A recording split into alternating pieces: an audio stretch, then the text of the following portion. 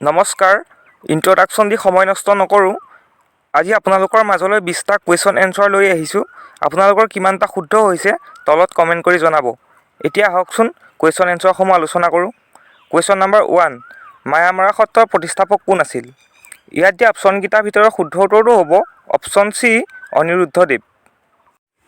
ইয়াৰ পাছৰটো প্ৰশ্ন হৈছে ঋগ্বেদক কেইটা মণ্ডলত বিভক্ত কৰা হৈছে? ইয়াত দিয়া অপশ্যনকেইটাৰ ভিতৰত শুদ্ধ উত্তৰটো হ'ব অপশ্যন ডি, 10টা।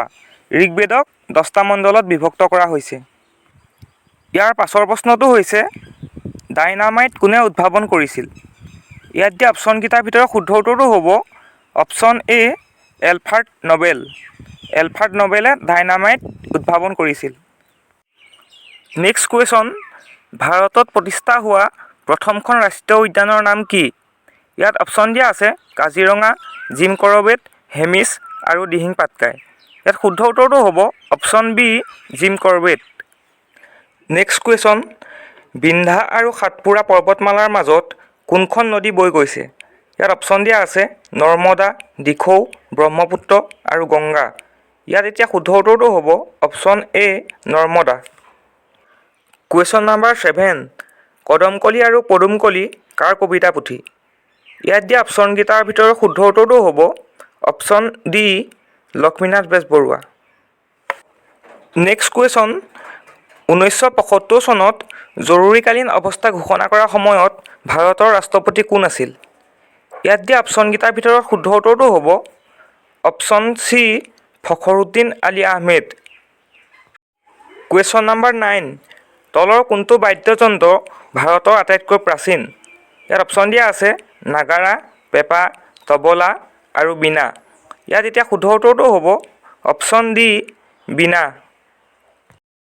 নেক্সট কুৱেশ্যন, কোনখন দেশক উদীয়মান সূৰ্যৰ দেশ বুলি জনা যায়? ইয়াত এতিয়া শুদ্ধ উত্তৰটো হ'ব অপশ্যন ডি, জাপান। জাপানক উদীয়মান সূৰ্যৰ দেশ বুলি জনা যায়। ইয়াৰ পাছৰটো প্ৰশ্ন হৈছে কোনখন দলঙে অসমৰ ডিব্ৰুগড়ক অৰুণাচল প্ৰদেশৰ পাছিঘাটলৈ সংযোগ কৰিছে? ইয়াত শুদ্ধ উত্তৰটো হ'ব অপশ্যন এ, বগীবিল। নেক্সট কুৱেশ্যন, কোন চনত মুছলিম লীগৰ গঠন হৈছিল? ইয়াত অপশ্যন দিয়া আছে 1909 চনত, 1906 চনত, 1908 চনত, 1903 চনত। ইয়াত এতিয়া শুদ্ধ উত্তৰটো হ'ব অপশ্যন বি, 1906 চনত। নেক্সট কুৱেশ্যন, অসম ছাত্ৰ সন্মিলনৰ প্ৰথম অধিৱেশনৰ সভাপতি কোন আছিল? ইয়াত অপশ্যন দিয়া আছে শৰৎ চন্দ্ৰ সিংহ, আনন্দৰাম বৰুৱা, লক্ষ্মীনাথ বেজবৰুৱা আৰু মণিৰাম দেৱান।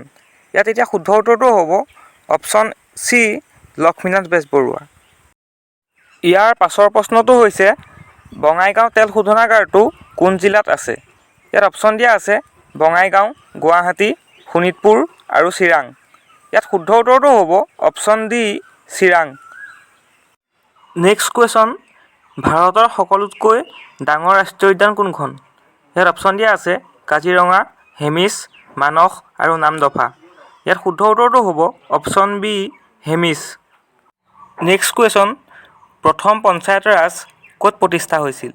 ইয়াত অপশ্যন দিয়া আছে বিহাৰ, অসম, অৰুণাচল আৰু ৰাজস্থান।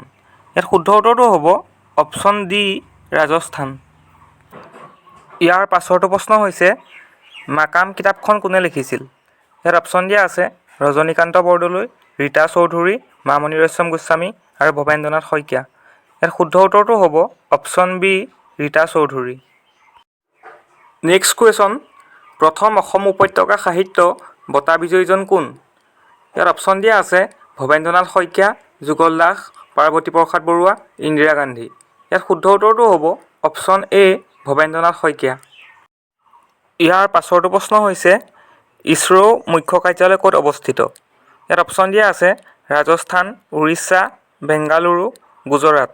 ইয়াত শুদ্ধ উত্তৰটো হ'ব অপশ্যন চি, বেংগালুৰু। শেষৰটো প্ৰশ্ন হৈছে G20 কেতিয়া গঠন হৈছিল? ইয়াত থকা অপশ্যনকেইটাৰ ভিতৰত শুদ্ধ উত্তৰটো হ'ব অপশ্যন চি, 1999 চনত।